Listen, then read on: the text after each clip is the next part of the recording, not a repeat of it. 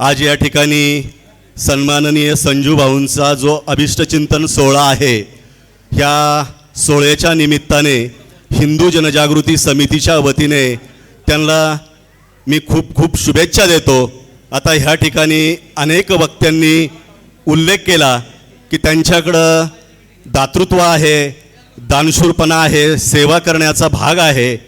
हे व्यावहारिक जीवन झालं, आध्यात्मिक जीवनामध्ये पण दातृत्व असतं आणि मग आध्यात्मिक जीवनामधलं आणि व्यावहारिक जीवनामधलं दातृत्व कशा माध्यमातून येतं किंवा जे यशस्वी उद्योजक झालेत तर ते कंच्या माध्यमातून येतं। तर संतांचं वचन आहे, सामर्थ्य आहे चळवळीचे जो जो करील तयाचे, परंतु तेथे भगवंताचे अधिष्ठान पाहिजे।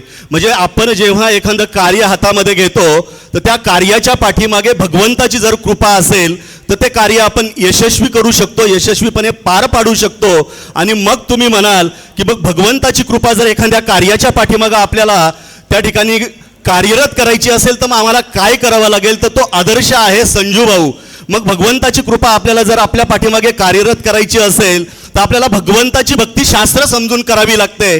आणि मग भगवंताची भक्तिशास्त्र समजून करायची असेल तर कलियुगाची साधना सांगितली भगवंतानी, नामसन कीर्तन साधन पै सोपे, जळतील पापे जन्मांतरीची। एका नामस्मरणाने तुमच्या अनेक जन्माची पापे जळून नष्ट होतील असं संत वचन आहे आणि कलियुगाची ती साधना सांगितली। मग तुम्ही म्हणाल संजू भाऊचा आणि मी जे बोलतो याचा अर्थ काय आहे?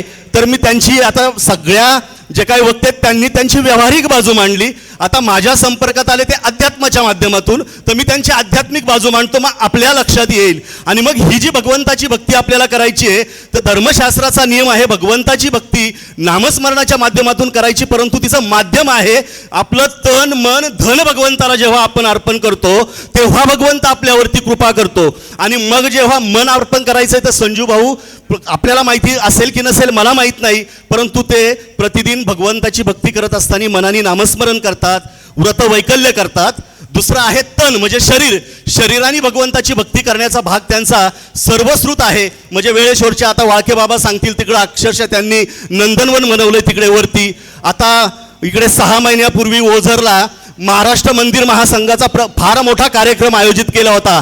म्हणजे सगळ्या मंदिरांना महाराष्ट्र मंदिर महासंघाच्या माध्यमातून एकत्र करण्याच्या जो काही कार्यक्रम झाला त्याच्यामध्ये संजू भाऊंनी फार मोठा वाटा उचलला होता। आता 28 तारखेला पाठीमागच्या आळंदीमध्ये आपल्या परिसरातील हरिभक्त पारायण कीर्तनकार महाराज जे होते ह्या सगळ्या महाराजांना एकत्र आणण्याच्या दृष्टिकोनातून आपल्या भागातले निवृत्त DYSP प्रकाश लोंढे साहेब आणि संजू भाऊंनी पुढाकार घेतला आणि पुढाकार घेऊन आळंदीला कार्यक्रम केला। त्या कार्यक्रमामध्ये आपल्या परिसरातील आळंदी परिसरातील महाराष्ट्रातील जवळजवळ 1000 कीर्तनकार महाराजांना त्यांनी एकत्र आणलं आणि त्यांच्या माध्यमातून राष्ट्रधर्माचं कार्य कसं करायचं की तिथे प्रबोधन दिलं गेलं। हा जो काही आपण शरीराने भगवंताची खरी भक्ती काळानुसार आहे, धर्माचा प्रसार करणं ही खरी भक्ती भगवंताने सांगितलेली आहे। आता ह्या 2 गोष्टी सांगितल्या। आता त्याच्यानंतर सांगतो दानाचा जो विषय आहे, धर्मशास्त्राने सांगितलं सत्पात्रे दान। सत्पात्रे दान म्हणजे काय? सत म्हणजे ईश्वर, आपल्या धर्मशास्त्रात ईश्वराला सत मांडलेलं आहे। आणि मग ईश्वराच्या कार्यासाठी जो अर्पण करतो, आपलं धन अर्पण करतो, तर ती सुद्धा भगवंताचीच भक्ती होते।